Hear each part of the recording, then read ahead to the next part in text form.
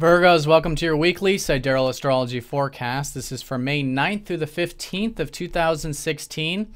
I'm Athen, and this is for Sidereal. If you are new to the channel, be sure to check out the link because the signs are different. All right, so Virgo, this week we do have a lot of supportive energy collectively for all of us, and for you it's involving your water houses. Essentially what we just had last week was a new moon in your 8th house, which is the house of everything deep, everything meaningful in our life. The house of essentially intimacy, right? Primarily intimacy with self. And that naturally translates into the other areas of life, whether it's relationships or whatnot, which I think is emphasized with Venus in your 8th.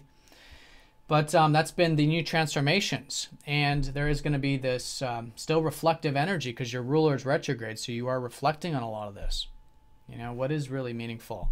How can you be more open, intimate, or maybe do some of this transformation? And really at the end of the day with the 8th house, it's about acceptance. You know, accepting self, all aspects of self and all of this. Reevaluating beginnings and endings, life and death, transformations.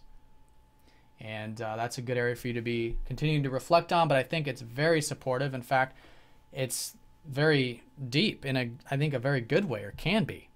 You know, where maybe it is really coming through. There is this transformation, maybe your relationships, your work, your career, whatever it is. The external environment is really seeing that. It really has the dose of that. Okay. So that's where the concentration of energy is. And that's all these aspects this week is with this kite. So collectively very supportive here. Of course, when things are easy, it's really up to us to take the action, because when things are easy, we don't always take action because we're not forced to. We're not, pushed to with is usually with the squares and oppositions and such. But it's a great week to do that, especially because this last new moon was in Aries, which is about that more active energy. Now for you, it's more spiritual though, but I think taking action with transformation, with healing, with acceptance. And I think the spiritual side of things is going to start to move forward for you because you've been reflecting on a lot of this, which has been that Jupiter retrograde over the past 5 months, but now Jupiter's going direct on Monday. So a lot of the stuff you've learned about letting go, about having more acceptance in your life, about, more particularly here with the 12th, acceptance of the life journey.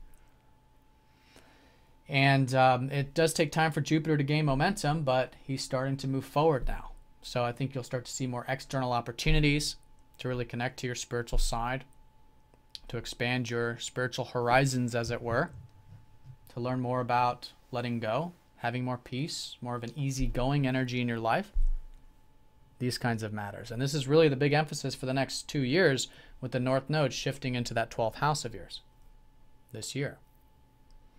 So as you let go, as you surrender or get some of that alone time, whatever it is directly supporting these transformations and supporting more insight about yourself. Could be a very transformative week. In fact, Mercury, who's a part of all this, although retrograde, is going to be trining up to Pluto. Same with that Venus. So that's going to be particularly the second half of the week around Thursday, Friday, where I think you guys are going through this inner transformation, specifically with, I think, letting go of old things from the past, or old things relating to your perspective of the past, or relating to home and family attachments, or health attachments, which is all 4th house stuff, because you've had Pluto here in your 4th house for many years, helping you release those attachments so that you can liberate yourself here, so you can make powerful change here with your home, with your family, with your health, so that you can have that change. And so this is still an ongoing theme, but I think it's an excellent week for that change, for getting rid of those old patterns, emotional patterns, whatever it might be, perspectives. And I think it's an easy week to do that, but it does of course require that going deep with Pluto. Okay, and this isn't anything new. Mercury's actually already gone over this position. He's now going retrograde back over it again, so you're learning about it more the second time. Could be some insight, things might click this week.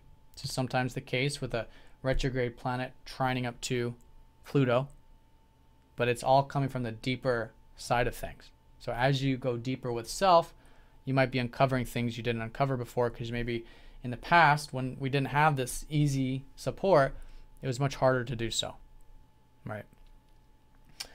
So that's the Mercury side of it. Now, one thing I want to mention too, leading into that, middle to later part of the week, your ruler is going to be conjoining up to the sun on Monday with that shift of Jupiter. So the key with this is usually, with this, there can be a lot of this passion, a lot of this even mental energy, like it's on fire. It kind of feels like a lot of insights, but it's trying to get out, right? It can be quite strong. Maybe the mental energy can be strong, communicative energy can be strong, or just passionate. So the key with this is to bring the extra attention to the self, because it's your ruler. Extra attention to communication, extra attention to the mind, and that can help cool things down a little bit, because you could be on fire in that sense with your ruler conjoin the sun, which does happen a lot, but it's something to be, to be aware of around Monday. And the insights can be actually very positive, because again, this is all part of this kite. But to help keep it nice and balanced, I think the extra attention can go a long ways.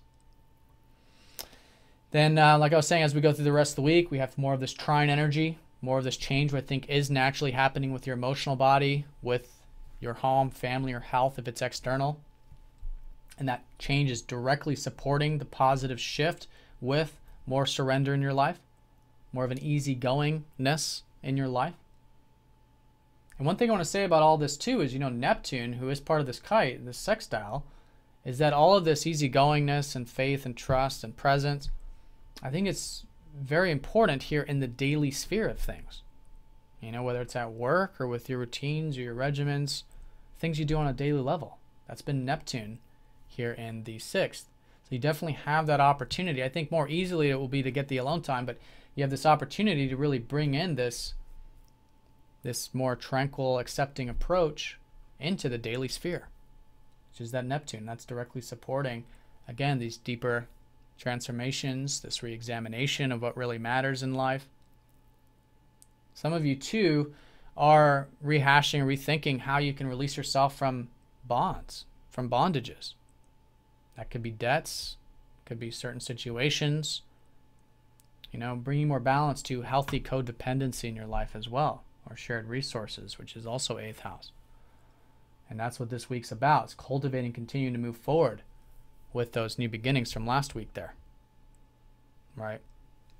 But still reflective, still reconsidering, trying new things, getting your feet wet, being flexible, maybe about career as well.